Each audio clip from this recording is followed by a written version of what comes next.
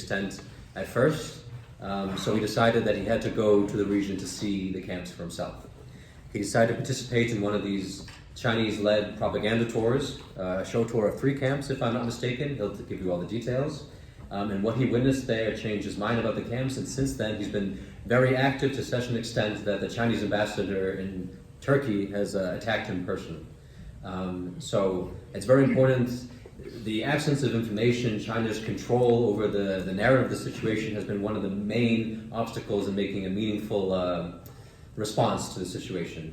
In fact, for over a year, these camps existed, and nobody took any action because they were not sure, or they used this excuse not to intervene.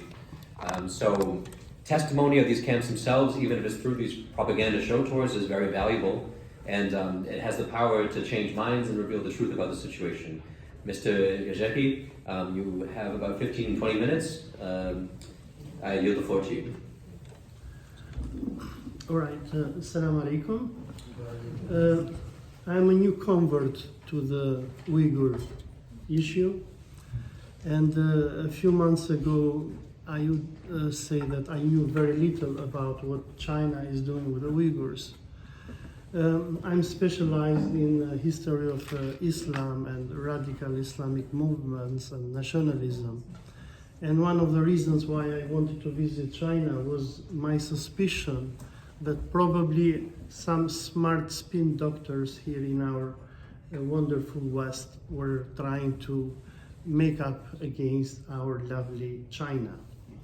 So for this reason, I contacted the Chinese embassy in Tirana, Albania, and I told them my naive belief that what I was seeing in the news was not true, but maybe it was some kind of conspiracy theory.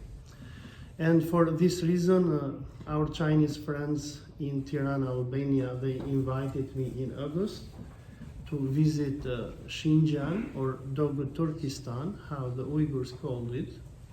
And I was part of one of the many delegations that the Chinese government invites in Xinjiang in order to produce politically correct stories about what China is doing there. I arrived in August, in 16th of August, in Urumqi. However, and contrary to the expectations of my Chinese friends and to myself as well, the reality that I found was really horrific. It was horrific starting from the way how the Chinese authorities are depicting the history of Xinjiang, because before visiting the concentration camps that the Chinese use a sexy term, they call them vocational training centers. But before visiting the camps, we were for 2 to 3 days delivered lectures about the history of Xinjiang. And in these lectures, the Chinese officials told to us, the foreigners, number one, that Xinjiang has historically been Han Chinese. Number two, that Uyghurs and other Turkic people, they are migrants, as if they immigrated from Morocco or from somewhere from Asia. And number three, the Chinese were really obsessed with Islam. So they were continuously telling to us, foreign journalists that we were, that Xinjiang has historically suffered from Islam. They had a teleological narrative which was depicting Islam as a religion coming from less civilized people. So we went through the white papers that the Chinese government issues in order to justify its policies. And in these white papers, Xinjiang, which was shown to be part of the high Chinese civilization, was shown to be impacted by this religion who came from the less civilized Arabs. And then the narrative was continuing and showing that the Uyghurs, who, even though they were immigrants coming somewhere, I don't know, from America or who knows where from, After coming to Xinjiang, they were Buddhists. But then what happened? The terrorist Turks had come, the Karahanids and what had you, and they had violently imposed Islam on the Uyghurs. This kind of narrative, which was delivered to us in the lectures that the communist historians delivered to us, was delivered everywhere in Xinjiang. We visited state museums in Urumqi, in Aksu, and everywhere where we were going. For me, as a professional historian that I am, it was very impressive, the teleological narrative that the secular Chinese government was trying to project. The narrative was imperialist narrative, and something that shocked us very much, because when I went to China, I was expecting to visit a socialist republic, a republic based on concepts of Marxism and, I don't know, Maoist ideology probably. But what we found out when we were visiting the museums and the lectures that we had was that the Communist Party of China did not see itself as the leading guide of the Chinese proletariat, but they were depicting themselves as the inheritors of the Chinese imperial dynasties. This thing shocked me a lot, and I had a number of debates with our Chinese friends. And then they had adopted a kind of cultural Buddhism and Han Chineism in order to paint everything about Xinjiang. And the Uyghurs, who in this moment of time happened to be Muslims, they were shown as people who had taken the religion of the less civilized Asiatic and Arab enemy. So the narrative that we had was that Islam was a violent religion, the Uyghurs were wrongfully converted to Islam, and for them to be good guys, they have to revert back to Buddhism. Then, apart from this medieval narrative that we had, then we were coming to the modern times. And in the modern times, the Chinese were trying to show to us that even today, Xinjiang is still suffering from Islam. Now, Islam was a terrorist religion, so in a way, trying to draw a parallel between George Bush's war on terror, the Chinese had in a way copied and manufactured a fake war on terror. You know, the Chinese, they are very good on stealing everything, so they had done the same thing even on this. So the modern narrative that we had was that now Xinjiang was full of terrorists, suicide bombers, and killers who, like those criminals who made 9/11, they were doing 9/11s every day in Xinjiang. And for this reason, the brave Communist Party of China had invented some Chinese magical tricks called vocational training centers, where they were sending the terrorist Uyghurs who, after going into these magical Chinese machines, they were coming out to be good people. So after having these brainwashing sessions, the Chinese then, on our fourth day, they sent us to visit the first concentration camp that they call them vocational training centers. They sent us to the Olsi County Vocational Training Center, and when they sent us there, they presented us with a number of boys and girls who were singing and dancing. Because the Chinese wanted us as foreign journalists to show to the outside world, to you, that China has not built concentration camps, but has built some very nice schools, which probably we should even buy them like we buy the Huaweis here in the West. But what happened is that when we entered there, we saw that our Chinese friends wanted us only to film people singing and dancing. I started doing that with this phone that I have here. But after that, I told our Chinese friends, okay, that's very nice. These people know how to sing and dance. Can we please stop it? Because I want to interrogate these people. I want to see who they are. Because The narrative that we got when we were in Urumqi was that these were Islamic extremists. So I was expecting to interview Osama bin Laden, who finally had become a nice Chinese citizen. But the Chinese officials, they told us, no, we have 1 hour program of singing and dancing.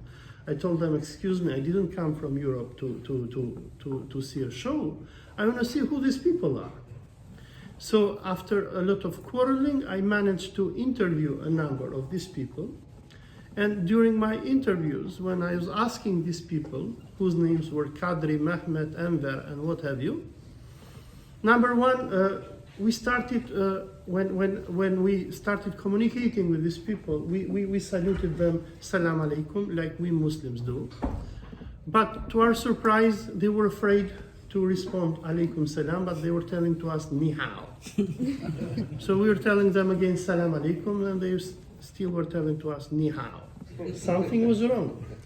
Then we knew that these people, they were Turkic peoples. Then we started speaking to them in Turkish, telling Nasılsın, Ben Olsi, Arnavut Lugda, etc., etc. But they were understanding us speaking in Turkish, but looking at their Chinese guards, like this, they were responding in Chinese.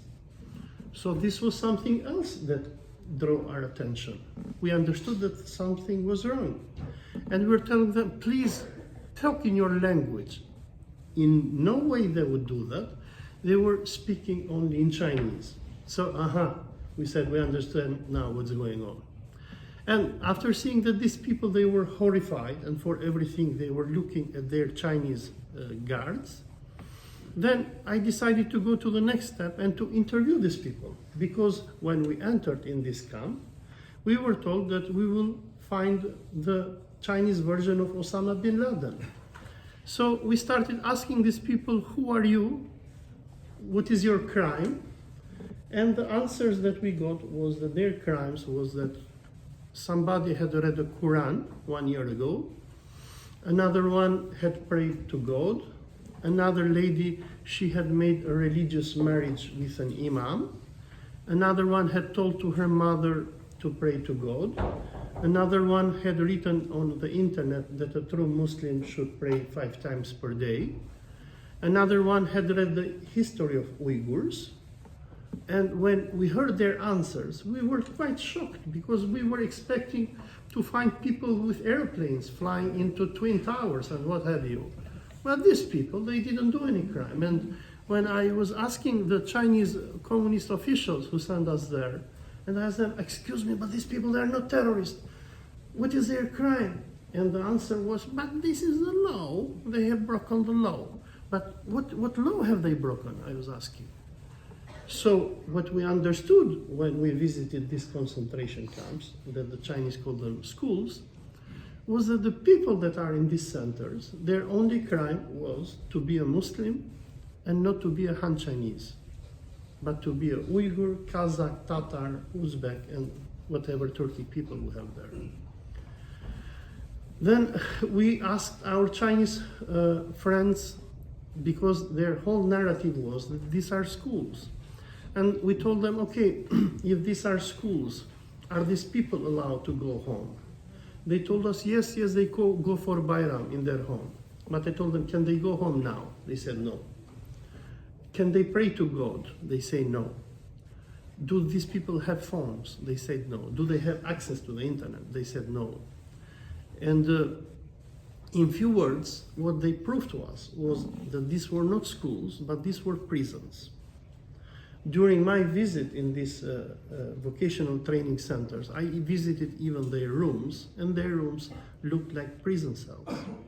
They were locked in these rooms, 10 people in one room, sharing the same toilet, locked, and these were not schools like the Chinese were telling us. The crime that these people had done was to be Muslim and not to be a Han Chinese.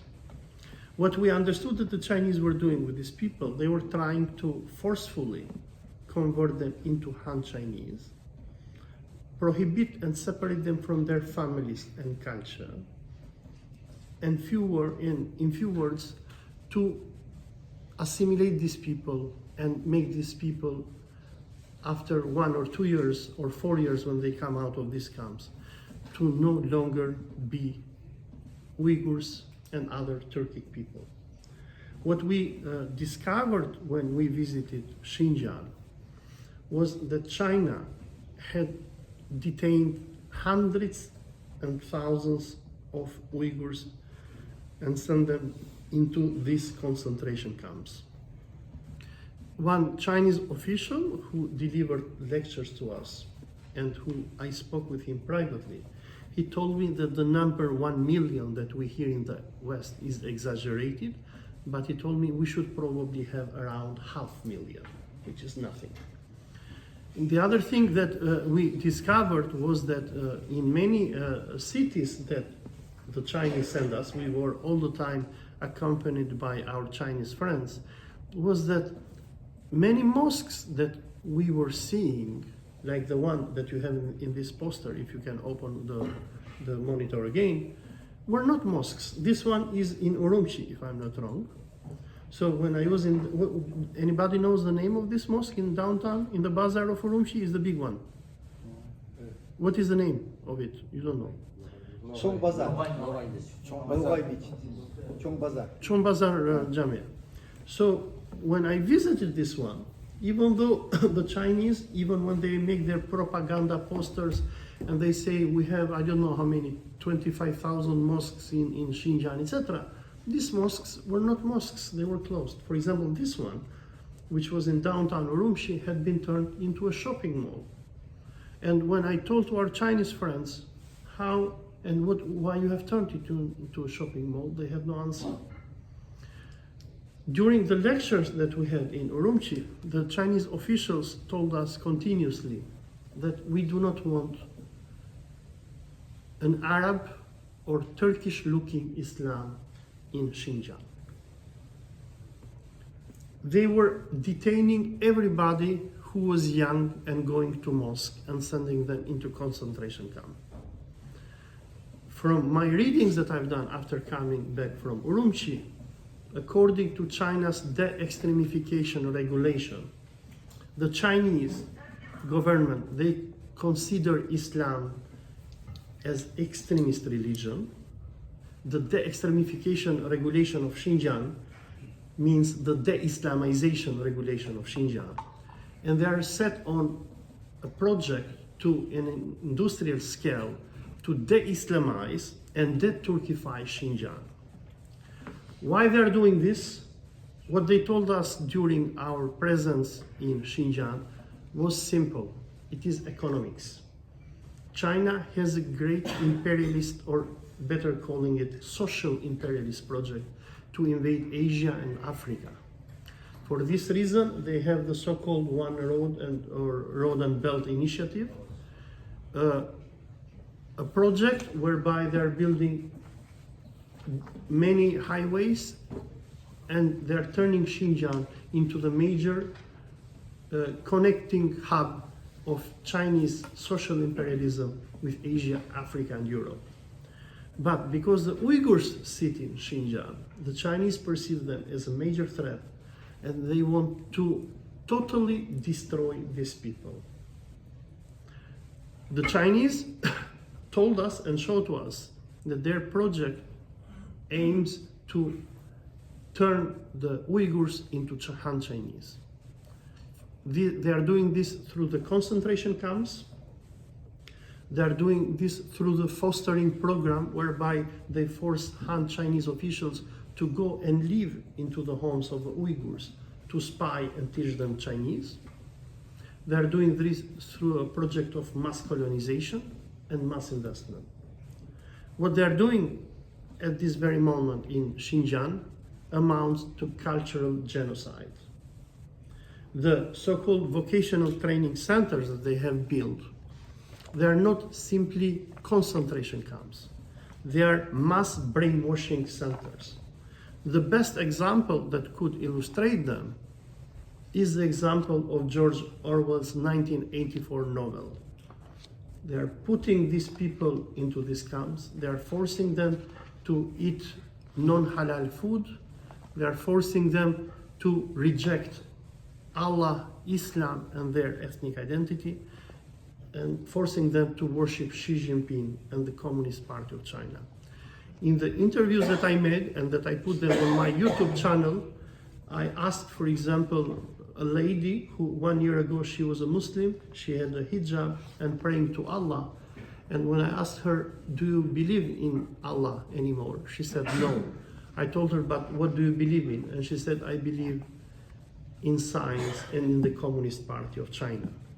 The same answer was given to me by Aisha Mahmoudi, an Uyghur lady that I interviewed her outside of the camp. She said the same thing. So what the Chinese are doing is that they are destroying the Islamic and Turkic identity of the Uyghurs. They are bulldozing mosques, and they told us, it is official, they told us we don't want mosques with domes and minarets. And they're turning them to look like Buddhist temples. So it is a massive process of sinification. What they're doing is somehow similar to what Hitler wanted to do in Nazi Germany. And this is really criminal. And I've been very much shocked to discover what they're doing. And for this reason, I'm writing a lot and I'm trying to teach the Muslim world what China is doing. China is proving very, very successful to hide its criminal policies in Xinjiang. But I think that with the coming of time, their crime is going to be, they're no longer going to be able to hide what they're doing. Thank you very much.